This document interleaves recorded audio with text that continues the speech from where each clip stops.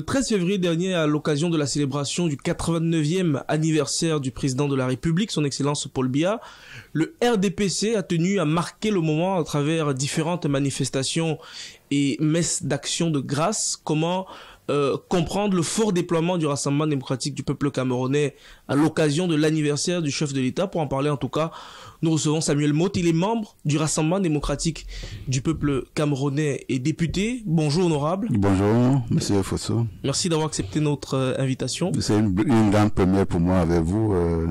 J'ai déjà fait une émission ici avec votre prédécesseur, mais je suis tout à fait honoré de revenir dans vos studios. Un rendez-vous manqué hein, sur un autre plateau. Mais... Oui, bon, mais c'est pas bien grave, on finit toujours par se retrouver. Avant toute chose, honorable, comment comprendre cette envie pour les militants du Rassemblement démocratique du peuple camerounais de marquer le moment quand il s'agit de la célébration de l'anniversaire du président de la République, qui est avant toute chose une fête privée, personnelle? Parce que vous voulez me donner l'assurance que vous, monsieur Fosso, grand journaliste, vous n'avez pas fêté, de voir que une grâce a été accordée à un de vos patriarches, le président de la République, d'avoir fait encore une année de plus. Non, vous devez fêter. Et quand vous parlez de fête, effectivement, je crois que c'est un honneur pour nous d'avoir un dirigeant à la tête de la nation aussi sage, pétri de sagesse, et à qui également tout de fil d'année en année, il y a une grâce qui lui est accordée d'avoir un an de plus. En réalité, le président de la République aujourd'hui, certes, président national du RDPC, n'appartient pas nécessairement au RDPC. Donc, effectivement, j'allais dire que c'est un patrimoine national qui vous concerne également, même si par ailleurs, je sais que la plupart des journalistes sont des opposants en miniature, mais vous devez rendre grâce à Dieu de voir effectivement qu'il y a une année supplémentaire qui a été consacrée et on n'a pas besoin d'être un militant du Rassemblement démocratique du peuple camerounais pour pouvoir le fêter. C'est surtout le fait de faire d'une fête qui est censée avant tout être privée, d'en faire un grand moment de rassemblement politique. Dans la vie publique de manière générale, dans la vie sociale, c'est bien qu'on se retrouve de temps en temps. Vous faites la tontine pour cela. Vous faites la coura également pour cela, vous allez à la messe pour cela. C'est très souvent pour pouvoir trouver des occasions de communier. Quand il y a une occasion qui nous a donné, la nature nous donne une occasion, il faut pas la louper. Mais là également, je vous entends dire le Rassemblement démocratique du peuple camerounais a tenu à célébrer. Non, il n'y a pas une célébration. C'est pour ça d'ailleurs que vous reposez de n'avoir pas fait de votre côté, tout au moins de n'avoir pas accompagné cet événement-là d'une petite prière. C'est pas les gens. Non, il n'y a pas une fête de parti. Là, par contre, c'est un procès honorable. Bon, mais écoutez, si vous donnez l'information selon laquelle vous l'avez fait, ce sera tout à votre honneur. Non, il ne s'agissait pas d'une fête au niveau de parti, c'était pas une fête de parti, mais je peux bien comprendre qu'il y a un certain nombre de militants qui sont réunis, animés par l'allégresse de voir effectivement qu'il y a un an de plus accordé à notre dirigeant. C'est une très très bonne chose. À 89 ans, après 60 ans au sein de la haute administration, 39 ans de pouvoir, l'évocation de la succession du président de la République à la tête de l'État n'a pas été autant monnaie courante, en tout cas sur les dernières années. Je vais même citer votre camarade Elisan, qui ce matin même sur les ondes de ABK Radio rappelait que le débat existe même au sein du RDPC. Est-ce que vous êtes de ceux qui pensent qu'il est temps de trouver une alternative à la tête de l'État et même à la tête de votre parti? Mais écoutez, si mon jeune camarade Elisan l'a évoqué, c'est pas nécessairement lié à l'âge. Quand vous venez de traverser une élection, il y a une étape également supplémentaire qui vous attend. Il veut dire une étape prochaine qui vous attend. Autour de cette étape-là, vous avez besoin d'avoir une discussion en interne. Vous avez forcément une discussion en interne pour pouvoir savoir effectivement que la personne qui sera à même de vous représenter. On a beau dire effectivement que le président national du RDP, c'est le candidat naturel. Vous n'allez jamais enlever de la tête des gens de poser un certain nombre d'interrogations, mais pas nécessairement liées à l'âge. Tout simplement parce que là également, nous voulons inscrire notre démarche dans la performance. Lorsque nous engageons une élection, nous voulons trouver les bons candidats possibles. Et là également, ce qui concerne le suffrage universel, le suffrage suprême, il est évident effectivement que des gens puisse se poser des questions. Comme pour vous dire là également, contrairement à ce que un certain nombre d'entre vous disent, c'est pas un sujet tabou. Je crois d'ailleurs que c'est ce que Jean-Lélis a voulu dire, qu'on peut en débattre sans être réprimé pour cela. On peut poser des problèmes sans être il veut dire, réprimandé pour cela. Non, c'est un élément. Savoir effectivement quel est le candidat qui nous reprend demain ou après-demain, comme vous voulez en faire un sujet tabou.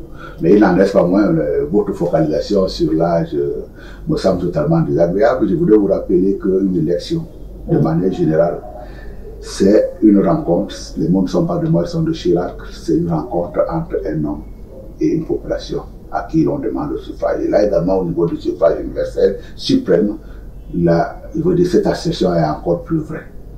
Chaque fois qu'il y a une personne qui a envie de se lever, et là également, je vous entendais plusieurs fois parler ici de liberté, c'est le mot que vous passez tout le temps, nous voulons être libres, nous voulons être libres. La liberté consacre également que chacun que ce soit en capacité ait cette possibilité-là de faire ce qu'il a envie de faire. Dans le cas d'espèce, nous avons une élection, nous avons un homme politique, certes, qui a un âge aujourd'hui, mais à partir du moment où il commence à dire je me sens encore en capacité de pouvoir être à la disposition des citoyens, liberté lui sera accordée. Après maintenant, vous avez le droit bien entendu de faire la campagne sur son âge. On va voir si c'est bien déterminant. Si c'est déterminant, si c'est déterminant à ce moment-là, vous allez avoir le nombre de voix requis pour pouvoir être majoritaire et donc pouvoir le remplacer. Et si vous le remplacez dans ces conditions-là, aucune personne ne vous fera de repose. Je remarque tout simplement que ça fait un moment qu'on parle de cet âge-là. Vous rappelez encore cette célèbre phrase-là, cette estocade-là venant du tout droit de Suisse. Rendez-vous dans 20 ans pour des gens effectivement qui veulent me succéder. Dans 2004. En 2004, mais c'est une façon de parler, et on verra bien si on peut parler plus long. Au-delà de 2004, c'est vrai que il y a certains de vos camarades qui appellent le président de la République à se représenter à l'élection présidentielle de 2025. C'était dans notre débat. C'est également les droits. Vous pouvez les reconnaître. Je tenais juste à préciser pour revenir sur les propos d'Élisa tenus sur ABK Radio, qu'il a rappelé, d'ailleurs c'est ça qui faisait l'objet de cette question, il a certes rappelé que le débat existait au sein du Rassemblement démocratique du peuple camerounais, en précisant qu'il est de ceux qui pensent que le président doit continuer paisiblement ce mandat. Nous pouvons le lui accorder. De toutes les façons, il n'est même pas de notre compétence de pouvoir s'interroger sur le fait qu'il continue, parce que là, quand on dit ce mandat, non, il lui a été acquis. Et il est terminé, sauf incident majeur, sauf s'il y a une catastrophe qui nous arrivait. Le problème de savoir s'il termine son mandat ne se pose absolument pas. Après, maintenant, vous pouvez vous interroger sur le fait s'il sera candidat, je sais pas moi, au 2025. Ça, c'est une autre forme de débat, mais naturellement, il terminera son mandat. Au-delà de l'âge, il y a la question de la transition générationnelle qui a été évoquée par le président de la République à travers son discours du 10 février, son adresse à la jeunesse du 10 février 2021. Le président de la République évoquait la nécessité d'amorcer la transition générationnelle, on le prend au mot, sauf que dans les faits, le président est dans le cadre de l'establishment gouvernemental, ou si vous voulez, l'establishment de la hiérarchie à la tête du pays, entouré d'une génération dont on connaît la coloration. Lui-même, Paul Biya, 89 ans, sont élus, bien sûr. Son dauphin constitutionnel, Marcel Niat Difendi, élu. Le suffrage universel. Le suffrage universel, 88 ans. Kaba Yege Dibril, élu. 82 ans. Élu. Le suffrage universel. Le président de la Cour constitutionnelle, Clément Tangana, 80 ans. Nommé par un élu. Le président du Conseil économique et social, également nommé par 75 ans. La question n'est pas autour de la légitimité, hein, ça personne ne la conteste, que ce soit au président de la République ou à ses différents collaborateurs. La question est celle de savoir où se trouve cette transition générationnelle souhaitée par le président de la République himself. Non, elle est là vous la situerez, vous, M. Fotso. En tant que grand journaliste, en tant qu'une personne qui participe au débat public aujourd'hui, en réalité, c'était une invitation à prendre la place. Sauf que la place publique, on ne la prend pas comme ça. On la prend en se présentant déjà, en se faisant connaître, en travaillant effectivement pour pouvoir jouer le premier rôle. Et ça, effectivement, s'il y a un enfant du Cameroun aujourd'hui qui se lève pour pouvoir dire je veux jouer le premier rôle et qu'il est banni pour cela, effectivement, le président aurait menti. Mais connaissant l'individu, je pense très bien que compte tenu des libertés qui sont les nôtres aujourd'hui, vous faites également, c'est bien de me citer les paroles de Charles Elisant. Il y a des gens que j'encadre au quotidien à qui je dis effectivement, contrairement à ce que vous pensez, s'il y a une génération sacrifiée, ce serait la mienne. Parce que j'ai été coincé entre des jeunes aujourd'hui qui ont des dents assez longues et une génération très souvent qui est restée selon un certain nombre de personnes, de penseurs qui estiment qu'ils sont restés trop longtemps. Moi, effectivement, là, je m'inscris dans une zone dans laquelle, effectivement, à un moment donné, vous voyez très bien qu'on va faire un saut. Et je ne veux pas me plaindre pour cela si c'est comme ça que la société fonctionne. Mais quand je vous entends également parler de la transition générationnelle, vous comptez, sauf là où il faut effectivement compter. Quand vous mettez un jeune homme à l'ENAM, qu'est-ce que les gens disent? Ah, mais il est trop jeune pour cela. Et de toutes les façons, c'était pas la bonne personne. On se fonde sur quoi? Quand vous prenez le parcours de ce monsieur, quand je vous dis effectivement, c'est une invitation à prendre de la place. Quand on a nommé le directeur général de l'ENAM et qu'il a vu qu'il y a plein de mots qui étaient lancés ici ou là, d'affirmations fort gratuites, je suis parti à Internet et j'ai vu le CV de ce garçon. C'est un garçon qui n'est pas né avec une cuillère d'or dans la bouche. Bien au contraire, vous voyez très bien qu'il a fait une partie de la scolarité. Il est parti travailler.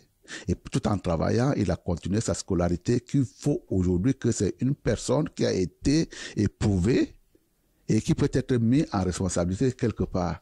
Et depuis qu'il est là, vous avez entendu moins parler des problèmes de l'ENAM. Hein. C'est vrai qu'on a voulu créer une nouvelle polémique là tout récemment en disant qu'il y a 50 personnes qui ont été ajoutées.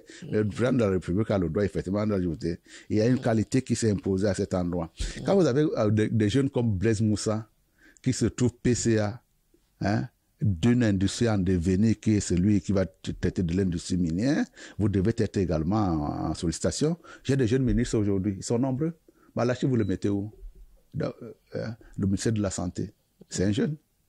Hein? Où est-ce que vous mettez le ministère des Transports? C'est un jeune.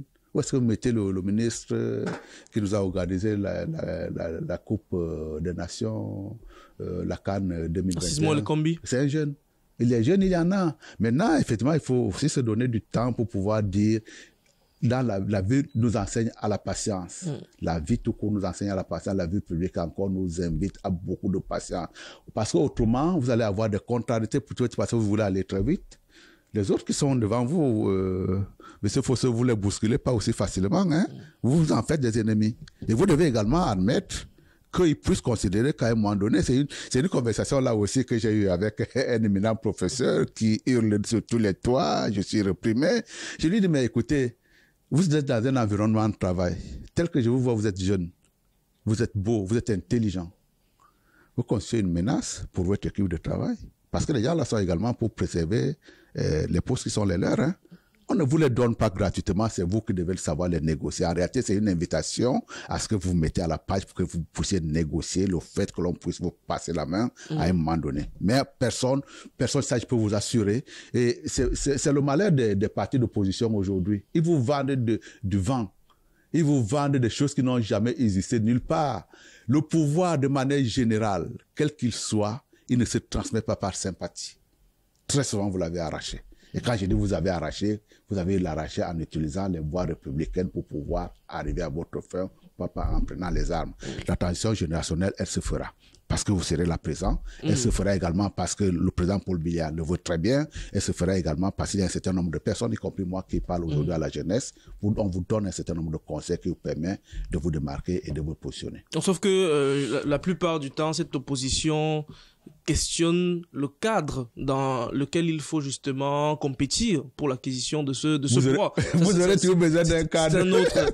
Mais vous aurez toujours besoin de cadre. Parce que si vous n'avez pas de cadre, ça va devenir la loi du plus fort. C'est bien d'avoir des choses cadrées et être sûr qu'effectivement tout le monde rentre là-dedans. Mais est-ce qu'il est équitable pour les différentes parties, les différentes entités? On peut espérer qu'il puisse être équitable. Maintenant, l'équité, vraiment, quand il y a des enjeux, des intérêts, vous voyez très bien que vous devez également tenir compte qu'à un moment donné, les gens peuvent être amenés à contourner ce que vous appelez équité. Mais ça également, ça fait partie des dons de la vie. Vous n'allez pas prendre les armes pour cela. Vous devez admettre que la personne qui est là à côté de vous a des enjeux tels que si vous ne négociez pas très bien, il va se mettre en travers de votre route.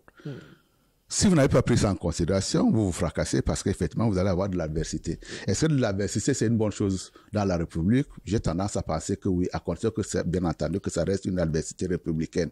Mais il n'y a rien qui... Et en plus, l'adversité vous permet de vous améliorer. Évoquons un sujet que vous avez déjà abordé, en tout cas à travers la question relative à l'implémentation de la fameuse transition générationnelle, pour parler des jeunes, parce que le 11 février dernier, justement, nous avons célébré les jeunes à travers le Cameroun. En se focalisant sur la question de l'emploi, le président de la République a annoncé la création d'un conseil national consacré justement à apporter des solutions concernant l'emploi jeune. Il y a également les différentes annonces, les différents programmes du gouvernement qui visent à insérer ces jeunes-là, ou à défaut à créer des mécanismes pour qu'ils puissent être des créateurs d'emplois, des créateurs de richesses. Malgré tout ceci, certains observateurs restent assez sceptiques, honorables, sur les résultats apportés par cette politique de création d'emplois, même si les chiffres avancés par le pouvoir semblent, eux, plutôt satisfaisants et enthousiastes. Oui, les résultats qui sont avancés, mais très souvent on a tendance à les lire et on les ramène seulement à l'aune de déceptions. Effectivement, quand vous sortez là, vous allez voir des gars qui font du bench-seeking. Après, on va vous dire, oui, mais c'est des bacs plus 10, bacs plus 20 qui se sont résolus, qui ont été condamnés à faire une activité comme celle-là, qui n'est pas une activité glorifiante pour eux. Les statistiques sont par contre cruelles. Le ministre de l'Enseignement supérieur échaudé sur cette question posée par Adamou Koupit à l'Assemblée nationale, nous a sorti des statistiques dont on ne parle pas beaucoup. La plupart des gens qui font des filières sérieuses à l'université finissent par trouver de l'emploi. Il a eu le tout plus vite qu'on le dit. Après, maintenant, vous avez des gens qui, par mauvaise orientation ou alors par échec scolaire, se retrouvent effectivement à faire un certain nombre d'activités qu'on peut considérer comme étant pas des activités valorisantes, mais le monde est ainsi fait. Et donc là également, quand vous dites est-ce que vous êtes sûr des résultats, non, là également c'est une activité collective, commune, dans laquelle chacun des acteurs doit être en responsabilité. La première responsabilité de l'État, c'est de vous mettre à votre disposition un outil éducatif qui vous permet effectivement de vous élever dans la société. Après maintenant, ça peut être également la responsabilité de la vôtre, mais également la responsabilité des parents, qui doivent également savoir ce qu'on part chercher à l'école.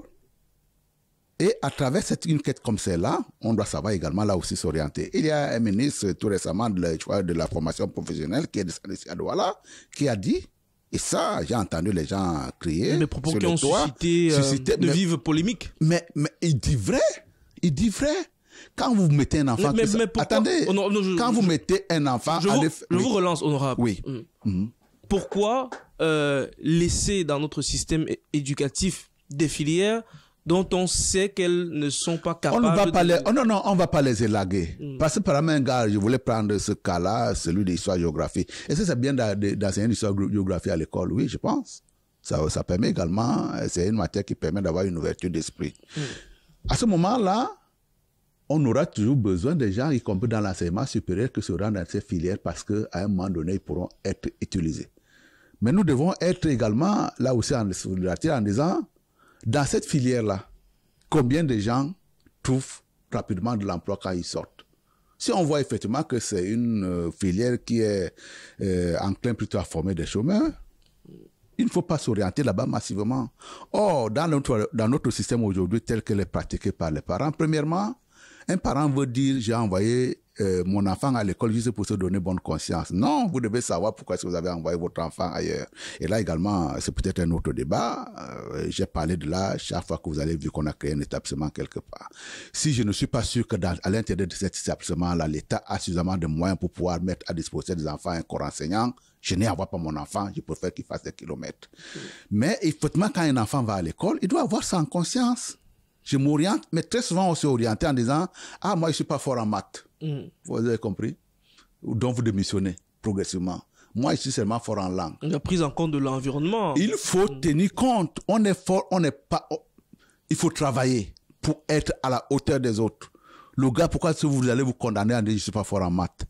Vous devez faire un effort pour pouvoir le faire. Et là également, C'est parce qu'on a très souvent galvaudé sa propre formation à soi qu'on s'en retrouve. Là également, c'est une affirmation forte que je dois vous faire. La plupart des gens qui ont été assidus à l'école, la plupart des gens qui ont fait bien leur scolarité, ils finissent par trouver un emploi. Et puis, vous avez des jeunes aujourd'hui qui prennent la place. Et quand ils vous disent que je suis une génération sacrifiée, la plupart des gens que j'ai encadrés dans les cabinets où j'ai travaillé, ils sont DG aujourd'hui. Samuel Dedede, moi, n'a jamais été DG, peut-être dans le cadre de modeste cabinet que j'ai pu créer. Mais quand vous voyez un enfant comme Mbou, Mouk, qui prend la tête d'une grande société que celle de Dangote aujourd'hui, vous devez effectivement être charmé par une démarche comme celle-là. Ça, c'est lui que je viens de citer, mais vous pouvez également vous donner des noms comme ça, des jeunes qui sont montés assez rapidement en puissance. Ils ne sont pas rentrés en puissance parce que, contrairement à là, actuellement, j'entends, il y a des sectes qui les cooptent. Très souvent, c'est des gars qui sont fait remarquer juste en travaillant. Vous êtes député à l'Assemblée nationale, Samuel Motte.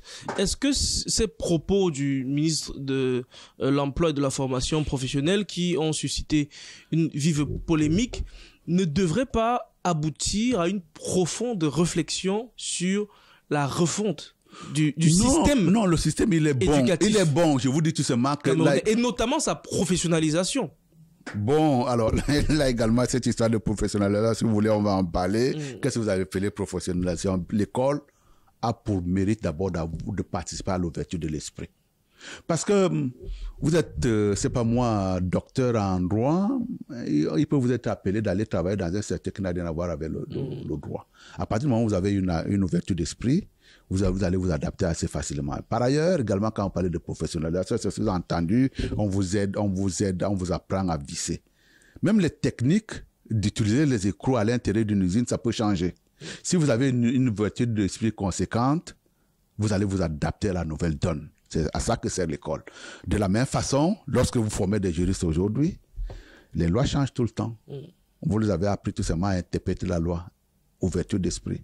Mais ce débat, effectivement, qui a été mis sur la place publique par le ministre de la formation professionnelle, je l'ai tenu à mon temps à plusieurs reprises. Je vous ai parlé tout à l'heure également de ces CES, de ces lycées que l'on crée tout azimut et qu'on en fait comme étant une histoire de promotion, mais en réalité, c'est d'un populisme souvent qui doit être décrié. Je considère pour ma part qu'aujourd'hui, effectivement, contrairement à moi qui suis parti à l'école à 7 ans, les enfants vont assez rapidement à l'école. Et très souvent, quand on a 10 ans, on est déjà en 6e. 10 ans, c'est quand même assez compliqué de quitter ses parents. Donc, on peut admettre qu'à un moment donné, compte tenu effectivement du fait que c'est des gens qui sont assez précoces, on peut les mettre des établissements secondaires à côté. Mais il faut également penser à faire des regroupements à un niveau en disant, si on a créé un CES quelque part, on peut également créer un lycée de référence où les gens seront bien obligés de partir des CES pour pouvoir y aller. Et donc, cette histoire-là, il faut tout le faire en responsabilité. Et c'est dans le cadre de cette responsabilité-là que l'on trouvera. La professionnalisation, c'est quoi? En réalité, je considère que tout ce que nous faisons sur le plan professionnel, là également, je vais être un certain nombre de personnes, c'est en réalité une application d'une théorie bien apprise quelque part. La plupart des gens qui vous disent qu'il y a une dichotomie entre la pratique et la théorie, ils se sont lourdement trompés. C'est une théorie mal appliquée, ou tout au moins c'est une théorie appliquée, mais sans être conscient de ce que ça a été théorisé au départ. On part d'abord de la théorie, après maintenant, on fait une application, et la plupart des gens qui ont effectivement assimilé bien cette théorie-là, ils sont des très bons professionnels par la suite. Avant de sortir de cet entretien, honorable Samuel Motte, je rappelle que vous êtes élite du CAM, l'actualité nous commande de parler des récents événements à l'Assemblée nationale avec le licenciement du secrétaire général Gaston Komba par le Bureau national de l'Assemblée nationale, d'abord suspendu dans un premier temps, si ma mémoire ne me joue pas des faux tours, le 28 janvier dernier. Il a finalement été relevé de ses fonctions il y a quelques jours. Le président de l'Assemblée nationale, Kavaye Djibril, à la sortie de cette rencontre du Bureau national, a tenu des propos assez durs concernant l'intéressé, le traitant par ailleurs de brigand, entre guillemets. Quelle est la lecture que vous en faites? Est-ce que cet événement, d'après vous, va laisser tache d'huile au niveau de la chambre basse du Parlement camerounais? Oh non, pourquoi? S'il a été au terme de brigand, ça, je ne sais pas. Est-ce que ça va laisser tache d'huile? Je ne suis pas convaincu non plus. Des propos qui s'y rapprochent, bon. Pour qui se rapprochent de ceux je vous l'accorde. Je vous dur. l'accorde. Si c'est vous qui le dites, je vous l'accorde. Non, ça va laisser tache d'huile. Non, c'est un personnel qui a été nommé à un moment donné, qui est relevé par la même personne qui l'a nommé. Il ne voit pas pourquoi ça devait laisser tache d'huile. En réalité, tout ce qui entoure cette opération-là, moi, ça m'amuse un peu parce que vous voyez très bien qu'il y a des passions qui s'éveillent et il y a des attitudes totalement imprévisibles qui se manifestent sur la place publique. Je dois vous ramener sur le plan du droit. Un responsable de ce niveau-là est nommé de manière discrétionnaire et il peut être également enlevé ad libitum. Révocation ad libitum. Révocation ad libitum, ça veut dire qu'on n'a pas besoin de s'expliquer pourquoi est-ce qu'on l'enlève. Bien entendu, il y a toujours un fondement. Et quand on vous dit effectivement révocation ad libitum, il vaut mieux même que ça reste ad libitum. Et que, à la limite, que ça puisse susciter des spéculations, mais il ne faut pas non plus que cela puisse être fait dans des conditions qui puissent à un moment donné paraître comme étant humiliantes pour la personne effectivement qui a été révoquée. C'est pour ça effectivement il vaut mieux ne pas le faire. Et sauf que là vous avez très bien vu qu'on a poussé le PAN à aller au-delà de ce que lui avait espéré. Si on s'arrêtait uniquement au stade de la suspension de la signature, on allait certainement spéculer. Mais on n'allait pas lui quelque part, il a été révoqué pour faute lourde. Vous voyez? Donc, à un moment donné, je crois effectivement qu'il faut également se calmer. Mais en même temps, je veux dire, vivant ces problèmes-là, plus ou moins au quotidien, c'est une issue qui se dessinait depuis longtemps parce que quand vous entendez très bien que la personne qui doit protéger l'institution, même s'il est salarié par ailleurs, doit être tout en respect par rapport aux gens pour qui il travaille. Le PAN, quand il nomme Monsieur Nkomba à ce poste, il insiste. Monsieur Nkomba Gaston, vous avez 180 patrons. Et apparemment, moi, c'est une information qui m'a été reportée à la télé, il a dit au moins 3 fois. Et donc, il faut effectivement savoir là où qu'est-ce qu'on fait de la puissance que nous avons. Et lorsqu'il y a un moment donné, les gens qui sortent de là, je note tout simplement des correspondances qui sortent, qui sont contredites par la suite, qui poussent le PAN à revenir sur quelque chose qui avait été décidé. Vous voyez très bien qu'il y a un mouvement assez rude qui se forme pour pouvoir dire qu'en réalité, la sérénité qui devait prévaloir au niveau de la Chambre est plus ou moins brisée parce qu'il y a des gens qui veulent prendre des positions. Et donc, ça se dessinait sous nos yeux. Sauf que j'entends aujourd'hui que les gens veulent s'agripper sur un certain nombre de choses, notamment l'assurance. Je peux vous donner, je ne vais pas rentrer dans les détails, mais en ce qui concerne effectivement ce dossier de l'assurance-là, je ne considère pas que c'est ça, effectivement, ce qui a poussé effectivement à la prise de cette décision. Pour vous éclairer, lorsqu'il y a une commission de passation de marché qui a été mise en place sur la base des dispositions du Code des marchés publics au Cameroun, cette commission-là fait des propositions d'attribution de marché une fois qu'elle a fini de travailler. Vous avez entendu ce que je viens de vous dire, c'est une proposition que l'on fait à l'ordinateur principal en lui disant, sur la base de nos dépouillements, des analyses, nous pensons que voilà les 3 meilleurs. Et très souvent, vous avez vu chaque fois, d'ailleurs on revient sur, on retient au moins 3. On retient 3 pourquoi? Pour pouvoir donner la latitude à la personne qui décide en dernier ressort, d'avoir sa propre interrogation, pour savoir si parmi les 3, il y a un peut-être qui peut être pris à la place de l'autre. Donc, cette décision-là ne s'impose pas à l'ordinateur principal. Et donc, lorsque vous avez vu qu'il y a un moment donné, il y a un dépouillement qui a été fait, qui a peut-être été contredit par la suite, par la personne qui doit signer le contrat, ça ne doit même pas causer de problèmes. Parce que c'est dans l'ordre naturel des choses. Et donc, le changement entre ce qui a été formulé comme étant une proposition et la signature qui est apposée par la suite, ça ne peut pas amener à être révoqué. Qui par ailleurs, j'ai entendu d'ailleurs que cette commission de passation de marché, c'est pas elle qui a choisi, ça a été une commission qui a été formée par quelqu'un et dont là encore, malheureusement, elle est moins pensée, elle est moins légitime à pouvoir dire, à partir du moment où j'ai dit qu'on change, on doit changer et le gestionnaire principal doit changer. Et donc, ça, c'est vraiment pas le problème. Mais je pense qu'il y a eu un certain nombre de problèmes qui nous révèlent. Mais c'est là également... D'où l'évocation de la faute lourde. Oui, mais justement, mais pas concernant ce contrat-là, mais je veux dire, il y a d'autres éléments. Et d'ailleurs, ce que vous avez retenu, j'ai aussi malheureusement vu des audios qui circulaient. Je retiens quand même quelque chose. Chaque fois que le président de l'Assemblée nationale a pris la parole, tout au long de son discours, vous avez vu, il interrogeait les questeurs pour être sûr que tout ce qu'il dit avait un fondement, parce qu'à partir du moment où ces problèmes ont commencé à s'éterniser au niveau de l'Assemblée nationale, je peux imaginer qu'il y a un audit qui a été fait.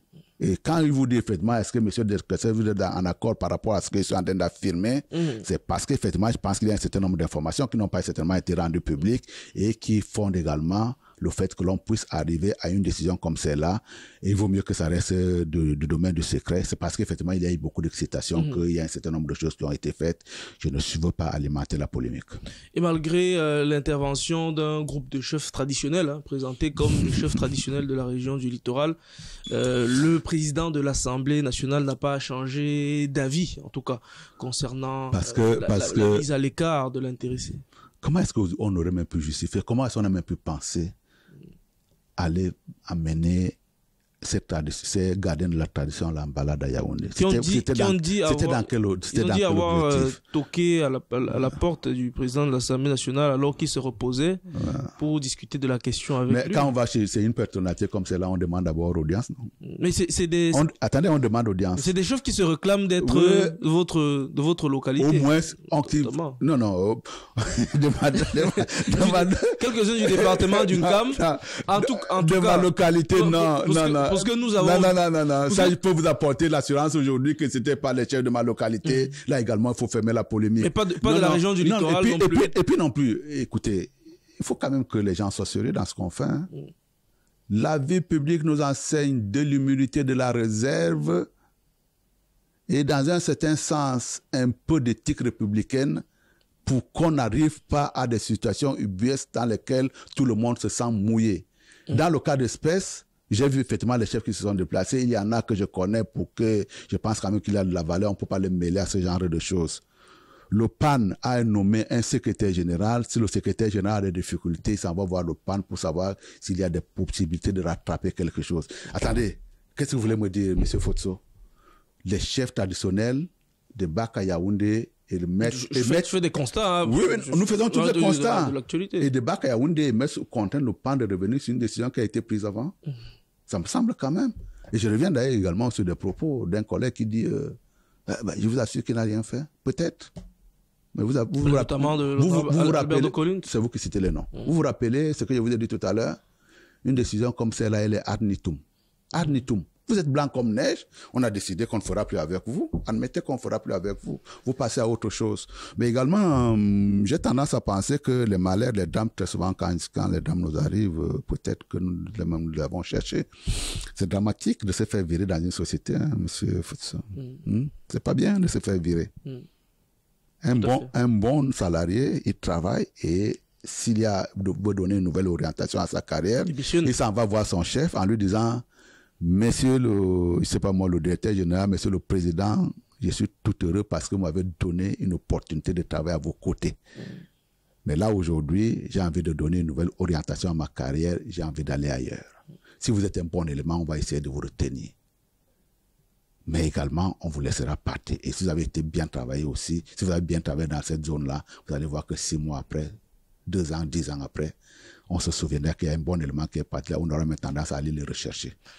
Merci infiniment, honorable Samuel Motte, d'avoir accepté notre invitation malgré votre emploi de temps. C'est moi qui vous remercie. Très chargé. Je peux trahir quelques secrets. Vous revenez à peine au Cameroun et vous avez quand même accepté cette invitation. Là, vous êtes sur le point également de vous rendre à Yaoundé, en tout cas. Je vais aller à Yaoundé suivre les dossiers de la route. Merci mais infiniment. quand c'est un chef traditionnel cette fois-ci. Oh, les chefs, non. Attendez, là également, attendez. On va pas arrêter. On va sortir par là rapidement. Attendez, on va, oui. C'est assez rapidement. Il m'est arrivé de faire des activités assez lourdes au côté des chefs. La leçon que j'en ai tirée, c'est que très souvent, quand vous êtes en divergence d'opinion, il vaut mieux ne pas y mêler. Il vaut mieux ne pas mêler les chefs. Pour une raison simple. Moi, en public, j'admets bien qu'on puisse m'insulter. Qu'on puisse me lancer des boules puantes, je dois préserver mes chefs. Et quand j'ai fait ce constat-là, quand je sens que je vais entreprendre une activité dangereuse pour laquelle je suis incertaine, je le fais d'abord seul. À la limite, les chefs viendront couronner ma démarche quand j'aurai la certitude que ça marche. Voilà qui est bien dit. Merci à toute l'équipe conduite par Gilles Noubissi. Merci à vous, chers internautes. D'ici à là, portez-vous bien et continuez naturellement de vous abonner sur les différents comptes en ligne de Focus Média Afrique. À très bientôt.